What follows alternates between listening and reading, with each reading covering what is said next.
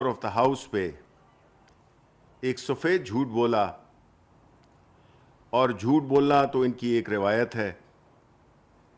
جھوٹ اور ریاکاری ان کی سیاست کا ایک اہم ستون ہے، بلکہ میں یہ کہوں گا کہ پہلا ستون ہے، جس میں انہوں نے ایک وفاقی وزیر پہ یہ الزام لگایا کہ انہوں نے انہیں دھمکی دی کہ ان کی حکومت نہیں رہے گی اگر ایف آئی آر درج نہ کرائی. میں اس سفید جھوٹ کی پرزور مذمت کرتا ہوں اور ساتھ ہی ساتھ میں اس کی سختی سے تردید کرتا ہوں. یہ ذہنی طور پہ اس قدر گھبراہٹ کا شکار ہو گئے ہیں، جس میں کہ انہوں نے جو اپنے جلسوں کی رسپانس دیکھی ہے تو انہوں نے ہر قسم کا جھوٹ فریب اپنا لیا ہے، جس کی وجہ سے ان کی پہلی کوشش یہی ہے کہ وہ سندھ حکومت کی نااہلی کو چھپا سکیں، سندھ حکومت کی کرپشن کو چھپا سکیں اور اپنی سیاسی منافقت کو ایک ڈیسنٹ لک دیں. ان سب پہ وہ بڑے بری طرح سے ناکام ہوئے ہیں، کیونکہ جھوٹ کے پاؤں ہوتے نہیں ہیں. میرے بعد آپ کو شہزاد اکبر بتائیں گے کہ اصل حقیقت کیا ہے جہاں تک، اور پروسیجر کیا ہے. ہم تو یہ جانتے ہیں کہ اپنے قائد اعظم کے مزار پہ جو ہلڑ بازی، جو ایک غیر قانونی چیز ہوئی، واقعہ ہوا، جو کہ صفدر عوان اور مریم عوان نے رچایا تھا، جس سے کہ پاکستان کی حقیقت کے خالق قائد اعظم کے مزار پہ ایک بڑی بدتمیزی، ایک طوفان بدتمیزی برپا کیا گیا، جو کہ قوانین کے بھی خلاف تھا اور اخلاقیات کے بھی خلاف تھا. اس جرم کو چھپانے کے لیے انہوں نے ایک نیا ناٹک رچایا، اور جو ویڈیو فوٹیجز ملتی ہیں جس میں کہ صفدر عوان بڑے آرام سے پولیس کی گاڑی میں بیٹھ رہے ہیں اور ایک دو نعرے بھی انہوں نے بلند کیے، اس بات کا ثبوت ہے کہ نہ تو کوئی زبردستی ہوئی، نہ کوئی کھینچا تانی ہوئی، اور اگر ہوئی بھی، جو کہ نہیں ہوئی ہے، تو اس کا ذمہ دار کون ہے؟ سندھ میں کس کی حکومت ہے؟ سندھ میں پاکستان تحریک انصاف کی حکومت ہے. آپ نے تو 18 ترمیم کی وجہ سے جس طرح آپ نے لیے ایک علیحدہ ایک جزیرہ بنا لیا تھا، ایک ملک بنا لیا تھا آپ نے، کہ جہاں پہ کہ آپ کی لوٹ مار، سندھ کے عوام کو پسماندہ رکھنا، سندھ کے اثاثوں کو لوٹنا، یہ تو آپ کا شیوا تھا. اومنی اکاؤنٹس اس کی ایک جھلک ہے، ایک چھوٹی سی جھلک ہے، کیونکہ جو بد انتظامی اور جس کرپشن، جس نااہلی کی حکومت آپ کی چل رہی ہے پچھلے 10 سال سے، اس سے تو یہی ثابت ہوتا ہے کہ آپ کی سیاست ختم ہو رہی ہے. آپ ایک قومی پارٹی کے بجائے ایک علاقائی جماعت میں تبدیل ہو گئے ہیں.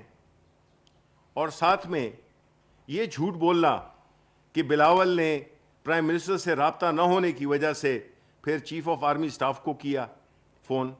دیکھیں، آپ اپنی سیاست، اپنی جھوٹ، اپنے سیاسی فائدے کے لیے آپ ایسے ڈرامے رچا رہے ہیں جس کا حقیقت سے کوئی تعلق نہیں ہے. آپ جھوٹ پہ جھوٹ بولتے ہیں اور آپ کی کسی بات میں نہ تو کوئی وزن ہوتا ہے اور ہمیشہ متضاد باتیں آپ کرتے ہیں. آپ کمروں میں ایک بات کرتے ہیں، ہمیں سب پتہ ہے کہ آپ کیا کیا کرتے ہیں، لیکن باہر آ کے آپ نے اپنے آپ کو جمہوریت کا چیمپئن بھی بنانا ہے. یہ جمہوریت جس کے پیچھے آپ لگے ہوئے ہیں، جس کو کہ کمزور کرنے میں آپ کوئی دقیقہ وہ نہیں کر رہے ہیں، فراموش نہیں کر رہے ہیں. آپ پاکستان کی جو اکانومی ہے، جو کہ الحمدللہ اس وقت بڑے بہتر طریقے سے چل رہی ہے، باوجود اس کے کہ کرونا نے عالمی معیشتوں کو تہس نہس کر دیا ہے، پرائم منسٹر عمران خان کی قیادت میں اس کی حکمت عملی، اس کی نیک نیتی، اس کی حکومت، اس ساری مشکلات کے باوجود ہماری اکانومی دوبارہ اپنے پاؤں پہ کھڑی ہو گئی ہے. اور یہ بات آپ کو بالکل پسند نہیں ہے. وہ اس لیے کہ آپ نہیں چاہتے کہ ایک ایسی حکومت جس نے آ کے ایک پرانی پارٹنرشپ توڑی، وہ جو تسلط آپ نے قائم کیا ہوا تھا نا دو خاندانوں کا، اس کو شکست دے کر عمران خان نے ایک ایسی حکومت کی بنیاد ڈالی جو کہ نہ تو کاروباری ہے اور نہ اس کے کوئی خاندانی لنکس ہیں. اپنی محنت کے ذریعے، اپنی کاز کے لیے پاکستان کے عوام نے ان کی پوری سپورٹ کی، اور جس کی وجہ سے آج انشاءاللہ ان کی اور ماشاءاللہ ان کی حکومت ہے. اب آتے ہیں جو بنارسی ٹھگوں کا جو دوسرا گروپ ہے، نون گروپ. انہوں نے بات کی، اس میں دو باتوں کا انہوں نے بار بار ذکر کیا. ایک تھی کہ چادر اور چار دیواری کا تحفظ. یہ سمجھتے ہیں کہ چادر اور چار دیواری صرف مریم صفدر ہیں. وہ وقت بھول گئے ہیں یہ جب انہوں نے نہتے خواتین پہ حاملہ خواتین کے منہ پہ گولیاں مار رہی ماڈل ٹاؤن میں. یہ وہ بھول گئے ہیں کہ جس طرح سے محترمہ بے نظیر شہید کی تصاویر انہوں نے ہیلی کاپٹر سے پھینکی. کہاں گئی وہ؟ اس وقت کہاں پہ گئی تھی چادر اور چار دیواری کا تحفظ؟ یہ تو آپ اس کے خالق ہیں.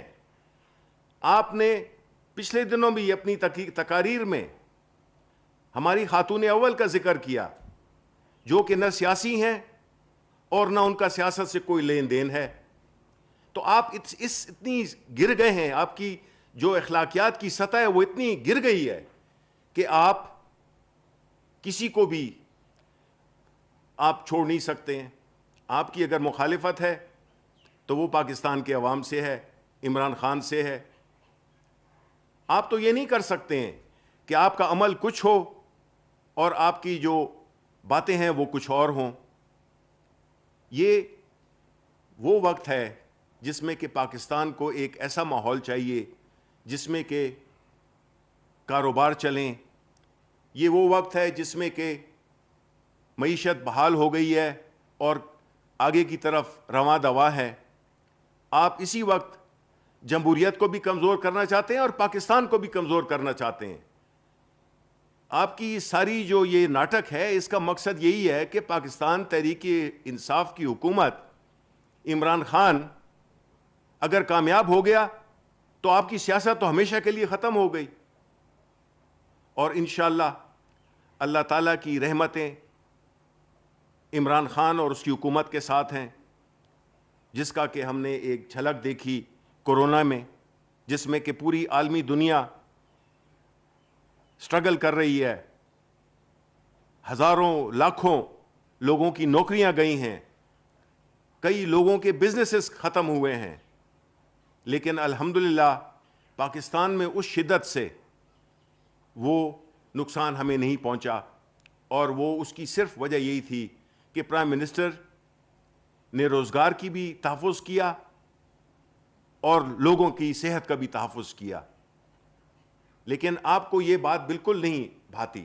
اس کی وجہ یہ ہے کہ آپ چاہتے ہیں کہ افراتفری ہو، آپ چاہتے ہیں کہ غیر یقینی صورتحال ہو، آپ چاہتے ہیں کہ پاکستان کی اکانومی نہ بہتر ہو، آپ چاہتے ہیں کہ کسی بھی وجہ سے آپ پہ جو مقدمات ہیں، آپ کی جو چوری ہے، آپ کی جو لوٹ مار ہے، آپ کے جو بھاگے ہوئے لیڈر ہیں، اس ملک سے فرار، قانون کو مطلوب، قانون کی آپ چین آف کمانڈ کی بات کرتے ہیں.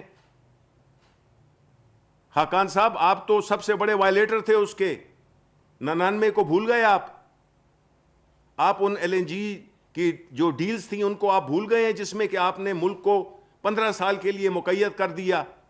یہ جو آج گیس کی پرائسز ہیں، یہ جو بجلی کی پرائسز ہیں، یہ کس وجہ سے اوپر جا رہی ہیں؟ یہ آپ ہی کی وجہ سے اوپر جا رہی ہیں.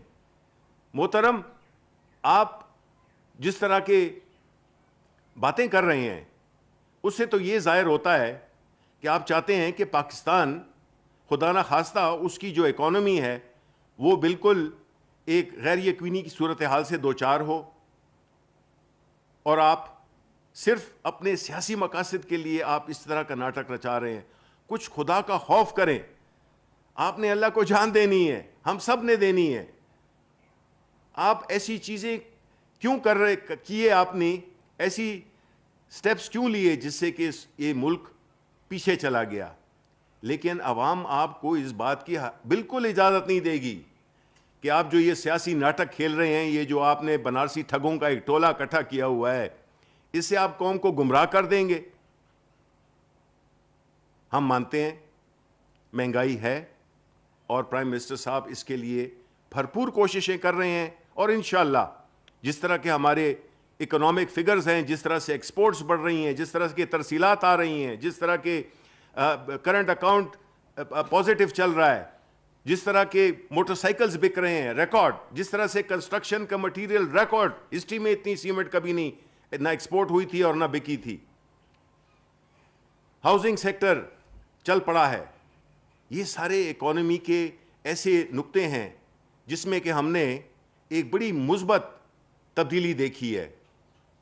آپ چاہتے ہیں کہ یہ سارے جو فوائد ہم نے بڑی محنت سے، اللہ تعالیٰ کی مہربانی سے، اپنی حکومت کی اچھی حکمت عملی سے جو چیز شروع ہوئی ہے، آپ لوگوں کے روزگار کے پیچھے ہیں. آپ چاہتے ہیں کہ یہ افراتفری ہو اور لوگوں کو اپنا روزگار نہ ملے، ملک کی اکانومی پھر اسی نہج پہ چلی جائے جس طرح کہ آپ اس کو ایک مصنوعی طریقے سے آپ نے چیزوں کو قالین کے نیچے دبا کے رکھا ہوا تھا. ہم نے تو جو کیا، ہم نے تو چیزوں کو ٹیبل پہ لائے، عوام کے سامنے لائے کہ یہ اس ملک کے مسائل ہیں، چاہے وہ بجلی کے ہوں، چاہے وہ گیس کے ہوں، چاہے وہ مہنگائی کے ہوں، چاہے وہ ان اداروں کے ہوں جو کہ آپ نے جن کو کہ تباہ و برباد کر دیا. آپ نے اداروں کو تباہ کر دیا، کوئی ادارہ کام نہیں کرتا. اب ماشاءاللہ بہتری آ رہی ہے کیونکہ ہم اس میں ایک بڑے اچھے لوگ لا رہے ہیں. تو یہ ملک آگے کی طرف جا رہا ہے. آپ جو ہے تو اس کو پیچھے لے جا نہیں سکتے. میں امید یہی کرتا ہوں کہ آپ کو کچھ عقل آئے گی، آپ جھوٹ کا سہارا نہیں لیں گے، آپ باتوں کو توڑ مروڑ کر پیش نہیں کریں گے، آپ عوام کے سامنے سچ بولیں گے، جو کہ آپ کے لیے ناممکن بات ہے. میں مانتا ہوں آپ نے کبھی یہ کام کیا ہی نہیں ہے. آپ کی تو سیاست بھی منافقت پر تھی، آپ کی تو سیاست بھی جھوٹ پر تھی، آپ کی تو سیاست بھی چوری چکاری پہ تھی. تو یہ توقع کرنا آپ سے کہ آپ بدل جائیں گے عمر کے اس حصے میں تو ناممکن لگتا ہے. لیکن پھر بھی کوشش کریں، اللہ تعالیٰ توبہ قبول کرتا ہے ہر وقت. اور آپ پاکستان کے عوام سے بھی کسی ایک جلسے میں آپ ان سے معافی مانگ لیں کہ جو کچھ آپ نے ان کے ساتھ کیا ہے، جس طرح سے آپ نے بے دردی سے ان کے خون کو چوسا ہے، جس طرح سے آپ نے اداروں کو تباہ کیا ہے، جس طرح کہ آپ ابھی اس موقع پر آپ اداروں میں ٹکراؤ لانے کی ناکام کوشش کر رہے ہیں. تو مجھے امید ہے کہ آپ کی کچھ آخرت میں شاید بچت ہو جائے. مشکل ہے لیکن کوشش ضرور کرنی چاہیے. شکریہ. جی میں بہت مختصراً جو اس وقت شبلی صاحب نے فرمایا ہے بنارسی ٹھگوں کے بارے میں تو ان کو جھوٹوں کا آئی جی کہتا ہوں. ان جھوٹوں کے آئی جیز نے جو آج بھی پریس ٹاک کی اور اس کے تھرو قوم کو گمراہ کرنے کی کوشش کی، تو اس میں کچھ حقائق اور کچھ فیکٹس ٹائم لائن کے ساتھ آپ کے سامنے رکھنا چاہتا ہوں، جس سے یہ پتہ چلے گا کہ معاملہ ہوا کیا، معاملے کے اندر ہاتھ کس کا تھا اور اس کا فائدہ کس کو حاصل ہوا. کیونکہ کسی بھی جرم کا سراغ لگانے کے لیے سب سے پہلا ایک فنڈامنٹل پرنسپل ہوتا ہے کہ اس سے دیکھا جائے کہ اس کی فائدہ کس نے حاصل کیا. تو اس وقت جو فائدہ حاصل کرنے کی کوششوں میں مصروف ہیں، آپ کو واضح ہو جائے گا کہ یہ سارا معاملہ ہے کیا، یہ سارا کھیل کھیلا کیا جا رہا ہے. آج سے کچھ دن پہلے کراچی میں مزار قائد کے اوپر ایک ہلڑ بازی ہوئی، ایک عجیب و غریب قسم کا وہاں نعرے بازی ہوئی، ماحول بنایا گیا. یہ میں بالکل آپ کو وہ چیزیں آپ کے سامنے رکھ رہا ہوں جس کے اندر کوئی فیکچول ڈسپیوٹ نہیں ہے. یہ چیزیں فیکٹس ٹائم لائن کے ساتھ بالکل ایسے آئی ہیں. پہلی چیز سب سے یہ ہے کہ ایک ہلڑ بازی ہوئی، ہلڑ بازی کے بعد کراچی کے کچھ لوگوں نے جن کے ساتھ پاکستان تحریک انصاف کے کارکنان بھی تھے، انہوں نے ایف آئی آر کے اندراج کے لیے ایک درخواست دی تھانہ میں. اس درخواست میں دینے کے بعد جو پروسیس ہوتا ہے کہ تھانہ درخواست وصول کر لیتا ہے، اس کو رپٹ کی صورت میں درج کر لیا جاتا ہے، اور اس کے بعد پولیس کے اعلیٰ حکام اس کے اوپر ایک اوپینین فارم کرتے ہیں، لیگل اوپینین بھی لی جاتی ہے، اور پھر ہی ایف آئی آر دی جاتی ہے. پہلے ایف آئی آر جو ٹوٹل اس وقت پاکستان تحریک انصاف کا کردار اس میں رہا، یا جتنا بھی اس کے اندر ان کا رول تھا، وہ اس حد تک تھا کہ ہم نے جا کے بالکل ببانگ دہل درخواست دی. اس کے اندر وہ قوانین جن کو پامال کیا گیا ان کو ہائی لائٹ کیا گیا، اور ریٹن اپلیکیشن دی کہ اس کے خلاف کارروائی کی جائے. اس کے بعد ہر کسی کا کردار اور رول ختم ہو جاتا ہے، اور گورنمنٹ آف سندھ 18ویں ترمیم کے بعد جو ہر طرح سے خود مختار ہے ان تمام معاملوں میں، اسپیشلی کرمنل لاء کے اندر، اس کا کردار شروع ہو جاتا ہے. اس کے بعد ہم نے دیکھا، صبح ہم بھی اٹھے تو ہمیں پتہ چلا کہ رات کو ایف آئی آر بھی درج ہو گئی، اور اس کے بعد صبح سویرے صفدر ایوان کو گرفتار بھی کر لیا گیا. یہ جو تالا توڑنا اور یہ ہے، اس کی تصدیق ہونی باقی ہے، چاہے وہ سندھ حکومت کی قائم کردہ کمیٹی میں ہو یا جو کور کمانڈر کر رہے ہیں اس کی رپورٹ میں آتی ہے. لیکن جو چیز کیمرے کی آنکھ کے سامنے سب کے سامنے آئی، وہ سندھ پولیس کی گاڑیوں میں فرنٹ سیٹ پہ بیٹھے ہوئے صفدر ایوان جو نعرے لگاتے ہوئے دندناتے ہوئے قابل ضمانت جرم میں گرفتار کر کے تھانے لے جائے گئے. میرے بھائی، قابل ضمانت جرم میں گرفتاری کا کیا مقصد ہے؟ اگر یہ کام وفاقی حکومت نے کرنا تھا یا ہم میں سے کسی نے کرنا تھا تو ہم اس کے اندر قابل ضمانت دفعات لگاتے، کوئی دفعہ ہی اچھی لگا لیتے. یہاں سے اندیا ملتا ہے کہ یہ ڈرامہ ہو رہا ہے، یہ کھیل رچایا جا رہا ہے. قابل ضمانت دفعات کے اوپر پولیس کی موبائل میں فرنٹ سیٹ کے اوپر بٹھا کے صفدر دولہ میاں کو تھانے لے جایا جاتا ہے. اس کے بعد یہ تاثر دیا جاتا ہے کس کی طرف سے؟ محمد زبیر کی طرف سے، جو کہ اب میں سمجھتا ہوں کہ ایک پیٹنٹ جھوٹا ثابت ہو چکا ہے. جس قسم کی وہ باتیں کرتا ہے، ملا تھا نہیں ملا تھا، گیا تھا نہیں گیا تھا، کھانا کھایا تھا. مجھے ذوالفقار مرزا وہ یاد آ گئے جو رحمان ملک کے بارے میں کہتے تھے کہ یہ ایک ایسے جھوٹ بولتے ہیں، عادتاً جھوٹ بولتے ہیں. ان کو فون کرو، پوچھو بھائی سیب کھا رہے ہیں، کیا کھا رہے ہو، کہیں گے کیلا کھا رہا ہوں. یہ اس قسم کے جھوٹے ہیں. انہوں نے کچھ دروغ گوئی کی. اس کے بعد سندھ پولیس کی طرف سے سندھ پولیس کے ٹویٹر اکاؤنٹ کے اوپر بیان آیا کہ سندھ پولیس کی ایف آئی آر کا اندراج اور ایف آئی آر کے اندراج کے بعد گرفتاری ضابطۂ قانون کے تحت کی گئی ہے. اب جو الزام سب سے پہلے زبیر صاحب نے لگایا، جس کی سندھ حکومت نے کوئی تصدیق نہیں کی اس وقت تک، یہ میں ٹائم لائن کے ساتھ بات کر رہا ہوں، اس وقت تک سندھ پولیس کی جو سٹیٹڈ پوزیشن تھی وہ یہ تھی. اب سوال یہ پیدا ہوتا ہے کہ بقول آپ کے اگر ان کو اغوا کر لیا گیا اور کڈنیپ کر لیا گیا کسی وفاقی ادارے نے، تو کیا اس وقت سندھ پولیس کے آئی جی کیا اس وقت بھی کڈنیپ تھے؟ کیا یہ جو سندھ پولیس نے ٹویٹر کے اوپر اپنی سٹیٹمنٹ دی اور ایک دفعہ ہٹا کے پھر دوبارہ دے دی، کیا وہ بھی اغوا ہوئی صورت میں تھی، یا ٹویٹر اکاؤنٹ آپ کا ہیک ہو گیا تھا؟ چیف ایگزیکٹو پروونس کا آپ اتنے رستم بنتے ہیں کہ آپ سے اچھا کمپیٹنٹ آدمی کوئی نہیں ہے مراد علی شاہ صاحب. کیا یہ آپ کے علم کے بغیر اس اللیجڈ جو آپ کہتے ہیں کڈنیپنگ، اس کے 14 گھنٹے 12 گھنٹے کے بعد، اس کے بعد بھی وہ ٹویٹر اکاؤنٹ کے اوپر سٹیٹمنٹ آتی ہے؟ بات صرف یہاں نہیں رکتی. اس کے بعد آپ خود چیف ایگزیکٹو جو ہیں صوبے کے مراد علی شاہ صاحب، آپ پریس کانفرنس کرتے ہیں. پریس کانفرنس کرنے کے بعد آپ پریس کانفرنس سے پہلے جو صحافی اس پریس کانفرنس میں موجود تھے وہ گواہ ہیں اس بات کے، یہ کہا جاتا ہے کہ یہ جو اللیجڈ کڈنیپنگ ہے اس کے بارے میں آپ نے سوال نہیں کرنا مراد علی شاہ صاحب سے. تو مراد علی شاہ صاحب آپ کیا چھپانے کی کوشش کر رہے تھے؟ آپ نے اس دن کوئی سوال نہیں لیا، یہ بھی ریکارڈ کا حصہ ہے. آپ نے اپنی پریس کانفرنس کے اوپر اس قسم کا کوئی الزام نہیں لگایا، یہ بھی ریکارڈ کا حصہ ہے. اس پریس کانفرنس کے بعد سے لے کے شام تک ایسا کیا ہوا کہ آپ نے ایک نیا کھیل رچانا شروع کر دیا؟ اچھا، اس کے بعد اگر آپ آگے جائیے، اب یہ جو 18ویں ترمیم کے بعد کرمنل جورسپروڈنس تمام چیزیں صوبائی حکومت کے دائرہ اختیار میں ہیں. چیف منسٹر چیف ایگزیکٹو ہے. سندھ حکومت کی طرف سے اعلان کیا جاتا ہے سب سے پہلے. آج یہ جو جھوٹوں کے 2 آئی جی تھے، انہوں نے کہا جی وفاقی حکومت اس میں تحقیق نہیں کر رہی.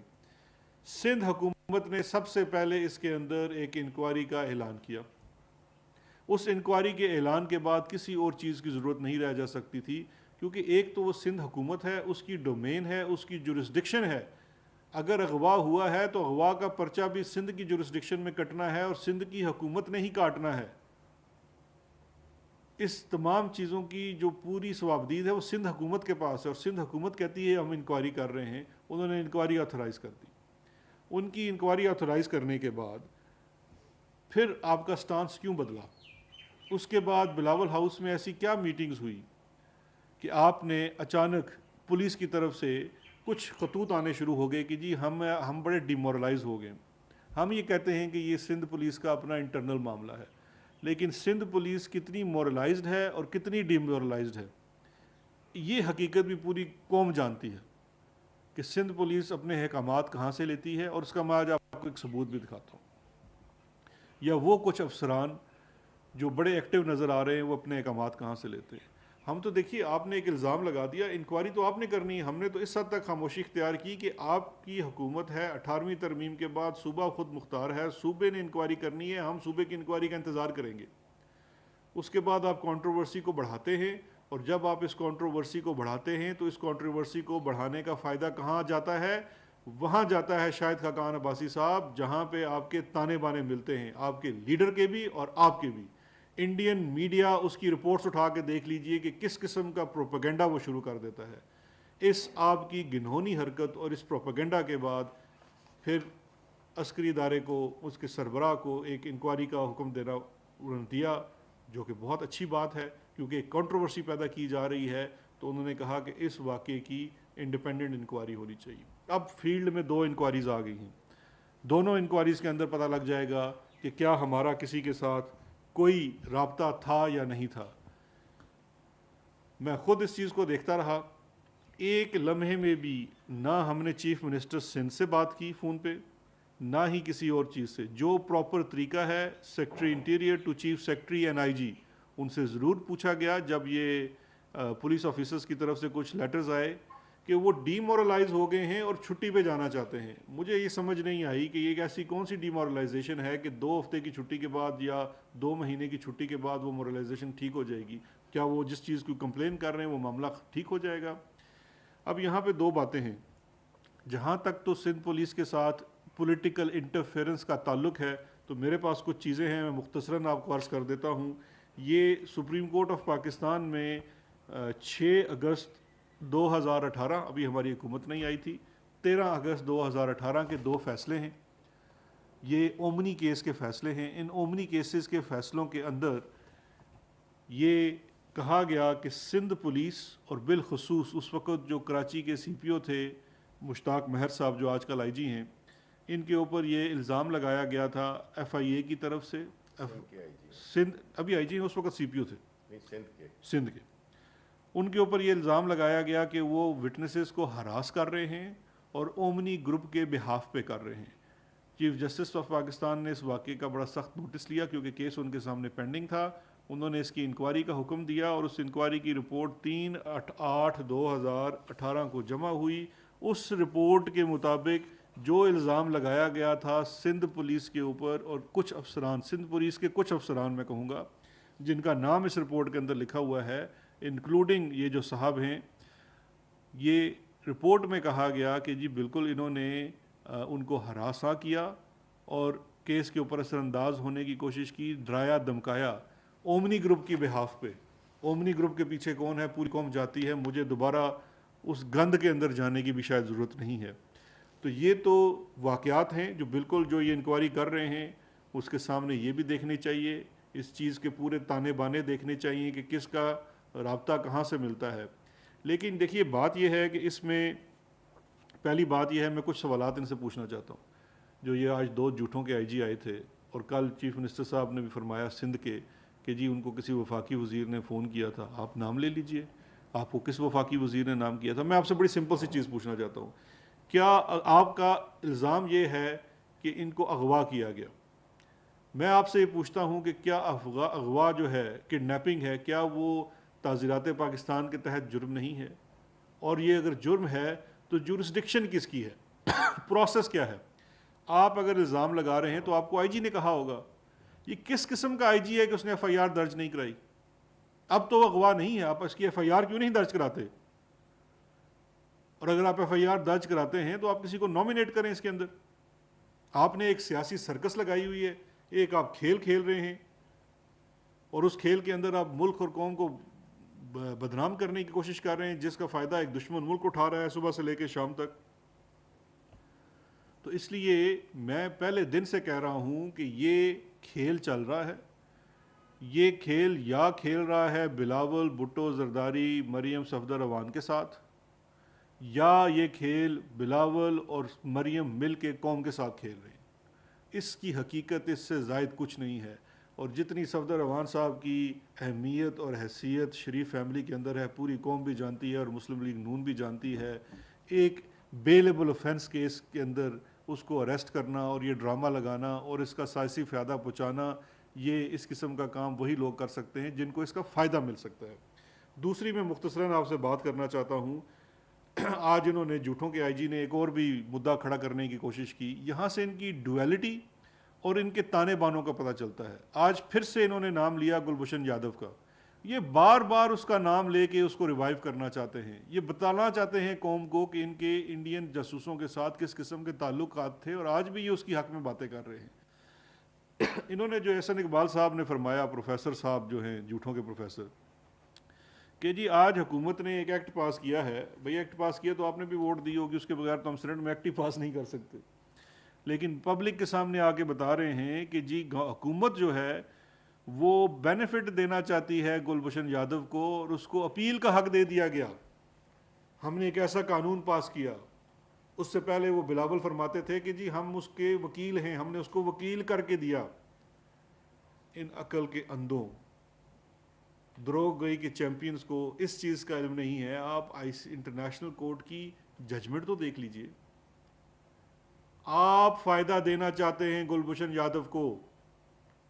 جو اس وقت حکومت قدم اٹھا رہی ہے، یہ وہ اقدام ہیں جس کے بعد یہ ثابت ہو جائے گا کہ پاکستان کے قانونی نظام میں ڈیو پروسیس ہے. کوئی بھی شخص جس کے اوپر کوئی الزام لگایا جاتا ہے، چاہے وہ دشمن ملک کا جاسوس کیوں نہ ہو، اس کو ڈیو پروسیس دیا جاتا ہے. اس کو وکیل کرنے کا بھی حق حاصل ہے. اگر وہ خود وکیل نہیں کرے گا تو حکومت کے خرچ پہ اس کو ایک اچل دیا جائے گا، اور اگر اس کی ایک فورم سے ڈیسیژن آ جائے گا تو اس کو رائٹ ٹو اپیل ہو جائے گا. جب آپ کے قانون کے اندر اسپیسیفکلی یہ دونوں چیزیں ایڈریس ہو جائیں گی تو گلبھوشن یادو اور اس کے یاروں کے پاس انٹرنیشنل کورٹ میں جانے کا کوئی جواز نہ رہ جائے گا. تو احسن اقبال صاحب، پتہ نہیں آپ کی ڈگریاں کہاں کی ہیں، کوئی منطق سے بات کیا کریں. یہ چیزیں اس لیے کی جا رہی ہیں کہ ان کے پاس لاجک نہ رہے دوبارہ سے اس معاملے کو انٹرنیشنل کورٹ میں لے جانے کی. تو خدا کے لیے آپ کے، ہم تو جانتے ہیں، شاہد خاقان آپ کے ساتھ کھڑے تھے، ان سے پوچھ لیجئے ان کے انڈین بزنس انٹرسٹ کے ساتھ کیا تو روابط ہے. اپنے لیڈر کی طرح، جس طرح ان کا جندال یاد تھا، ان کا بھی مجھے کو پتہ چلا ہے ایک کمپنی ہے سدھارتھ گریسنگ کے ساتھ ان کے کیا تعلقات ہیں. تو اپنے پے ماسٹرز کی راگ الاپنا بند کر دیجئے. آپ کے جو روحانی پیشوا ہیں اس وقت، وہ الطاف حسین پارٹ 2 کا کردار تو ادا کر ہی رہے ہیں، اسی طرح سے ایک عالمی نیٹ ورک کا حصہ بن کے. آپ نے ملک کے اندر ہی سیاست کرنی ہے، اسی ملک سے آپ نے سب کچھ بنایا ہے. آپ سے درخواست ہے خدا کے لیے اپنے اس چھوٹے سے سیاسی مقصد اور فائدے کے لیے ملک کو بھی بدنام نہ کریں. آج ملک ایک ایسی جگہ پہ کھڑا ہے کہ آپ اکنامک فلائٹ پہ جا رہے ہیں، اور اس وقت سب سے بڑا خطرہ اپوزیشن کو یہی لاحق ہو گیا ہے کہ اگر اس کے بعد تو ہمارے پاس احتجاج کرنے کی بھی کوئی ریزن نہیں رہ جائے گی. تھینک یو جی. وفاقی وزیر اطلاعات و نشریات سینیٹر شبلی فراز اور مشیر داخلہ و احتساب شہزاد اکبر اسلام آباد میں میڈیا سے گفتگو کر رہے تھے. وزیر اطلاعات سینیٹر شبلی فراز کی جانب سے کہا گیا کہ عوام کو ورگلانے والوں کی حقیقت سب جانتے ہیں. مزار قائد پر ہونے والی ہلڑ باسی قانون کی کھلی خلاف ورزی تھی. انہوں نے کہا یہ لوگ معیشت اور پاکستان کو کمزور کرنا چاہتے ہیں. یہ لوگ افراتفری، انتشار اور عدم استحکام چاہتے ہیں. ان کی جانب سے میڈیا ٹاک میں یہ بھی کہا گیا کہ حکومت اقدامات سے تعمیراتی شعبہ ترقی کر رہا ہے. جھوٹ اور ریاکاری ان عناصر کی سیاست کا اہم ستون ہے، لیکن پاکستان کے عوام اب باشعور ہیں. انہوں نے کہا ذاتی مفاد کے لیے جھوٹی سیاست کی جا رہی ہے. اس حوالے سے آپ کو آنے والے بلیٹنز میں بھی آگاہ کریں گے۔ PTV نیوز سے یہ تھی تازہ ترین